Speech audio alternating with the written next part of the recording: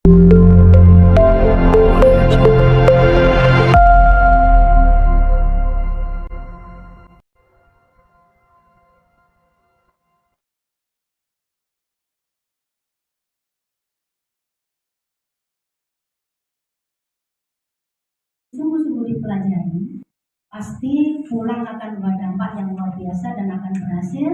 Dan apa yang dicita-citakan kepada Bapak Ibu, Saudara dan teman-teman pasti akan bisa tercapai asal di tempat ini bisa sungguh-sungguh. Karena saya tahu bahwa ini adalah juga ada yang sudah berkeluarga, pasti meninggalkan anak istri. Tapi di tempat ini ini bukan kita lupakan ya, tapi kita konsentrasi dulu untuk mengikuti yaitu pelatihan di tempat ini sehingga nanti akan bisa berhasil.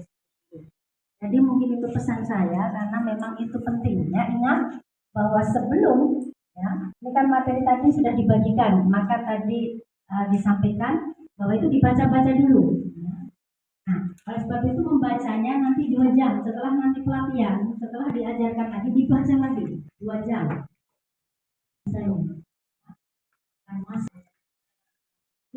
Apa yang disampaikan oleh para narasumber itu akan bisa terserap dengan baik karena kita sudah membacanya. Tapi kalau sama sekali belum kita buka, ya mungkin selesai pelatihan, ya sudahlah kita istirahat, kita buat bantalan aja. Nanti akan susah, akan sulit ya, karena ini juga penting supaya kita bisa jeli untuk bisa mempelajari hal ini, ya, sehingga nanti akan bisa berhasil. Mungkin itu saja yang boleh saya sampaikan karena sudah banyak yang disampaikan. Terima kasih, kami kembalikan pada di kelas kita hari ini, itu kelas pelatihan Gandrak. Sebelum memulai kegiatan kita untuk penyampaian materi hari ini, alangkah bagusnya kita memulai doa. Saya berpesan satu, ingatin tempat duduk ini. Saya nggak akan ulang hari-hari. Ingatin tempat duduk ini urutannya di mana, siapa setelah siapa. Tolong dihafal dan diingat. Ya, saya mulai dari paling depan sebelah kiri saya. Untuk hari ini pimpin doa sebelum kita belajar. Saat kita mau pulang dilanjutkan sebelahnya. Ya, paham ya? Jadi nanti besok lanjut terus tuh. Sebelum mulai nanti ganti lagi sebelahnya. Pas mau pulang ganti lagi sebelahnya. Pimpin doa dan yel-yel kita. Sudah hafal semua belum yel-yelnya? Ya, oke, silakan. Yang paling pertama hari ini, silakan maju ke depan, dipimpin berdoa teman-temannya dan yel-yelnya. Ya, biar tambah semangat. Ya, silakan.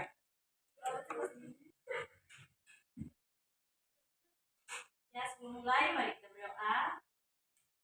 Yesus, pada siang hari ini kami ingin memulai kegiatan untuk belajar bersama. Tuhan, kiranya Engkau memudahkan membantu kami supaya kami dapat menanggapi apa yang telah disampaikan dan dapat disimpan kepada kami masing-masing. Kasih Tuhan, mengajarkan kegiatan hari ini sampai selesai.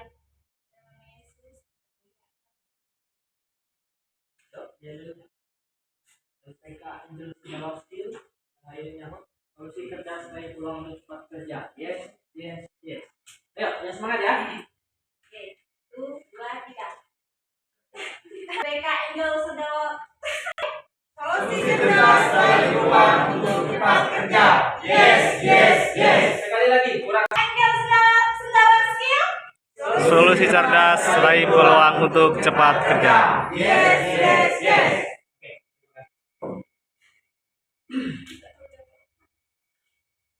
Oke. Untuk hari ini jam tanggal 7 ya, tanggal 7 April jam 1 siang kita akan memulai kegiatan kita, yaitu kegiatan training kelas untuk driver dan truk. Kemarin saya sudah sempat menyampaikan atau menanyakan, ada beberapa yang kalau nggak salah kemarin dari kelas ini ada 3 orang ya yang sudah familiar dengan yang namanya dump truck, mungkin entah itu Canter, Scania, Nissan atau yang lain-lain. Apa di belakang gardannya atau ada yang ke ban ya?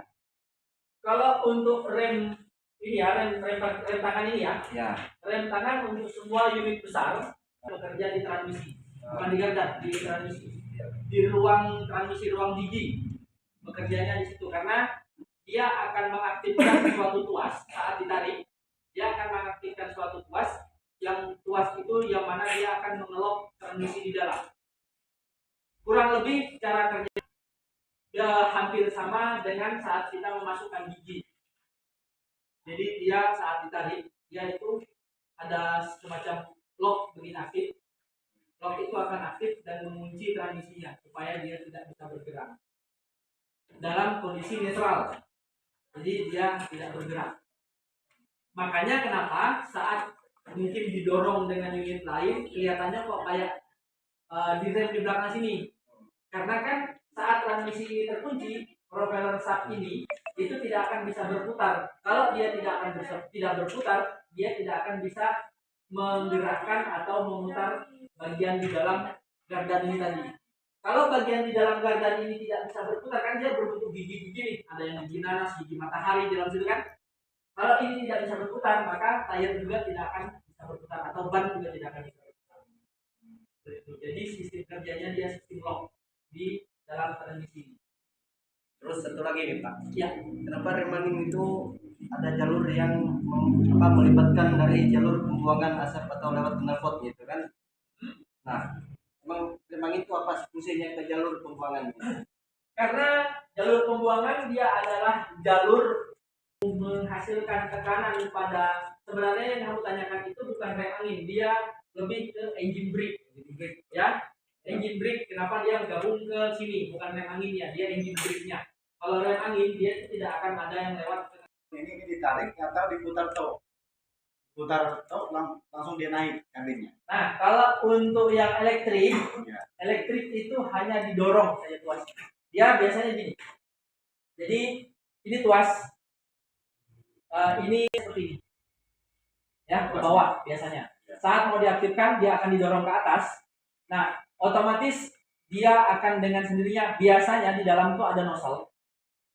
Nah, nozzle ini kenapa saya bilang dia menggunakan hidrolik tadi? Hidrolik tadi kan dia pakai angin. Nah, nozzle ini untuk mengaktifkan semacam keran lah dia.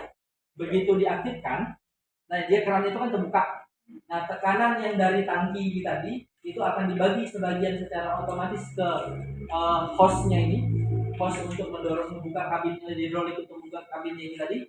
Sebagian tekanannya akan dibagi ke host untuk menekan oli supaya bisa mengangkat otomatis kabinnya. Atau Dia biasanya ada yang pakai tuas, ada juga yang pakai tombol. Kalau untuk yang elektrik ya, ya. tapi kalau untuk yang manual dia semua pakai tuas. Nah, pakai tuas lock manual nih. Terus Kalau untuk elektrik dia ada dua itu. ya. Yang kedua untuk buka kap depan itu pakai ketek juga kayak mobil kecil. Ya, sama. Sama. Dia ada ketekan di dalam kabinnya, di bawah steering dia. Nah, ya, untuk pembukaan kap depannya. Itu sama semua. Untuk semua unit rata-rata sama. Dia pasti ada lock di bawah.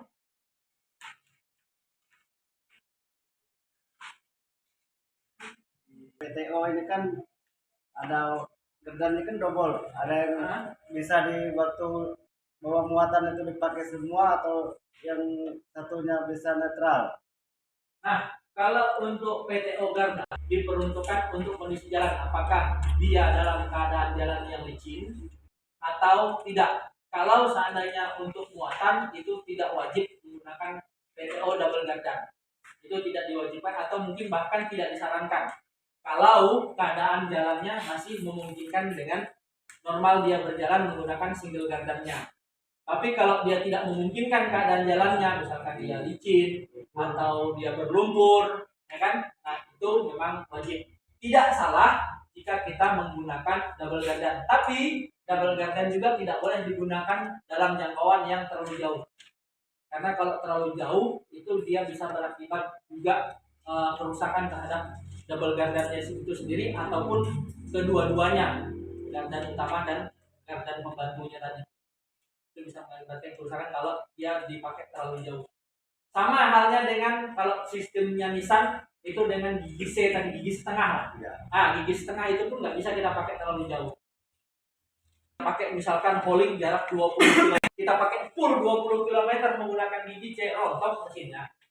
Ya, nggak nyampe-nyampe. Ya, jadi seperti itu Pak. Ya mungkin itu aja. Oke, ya.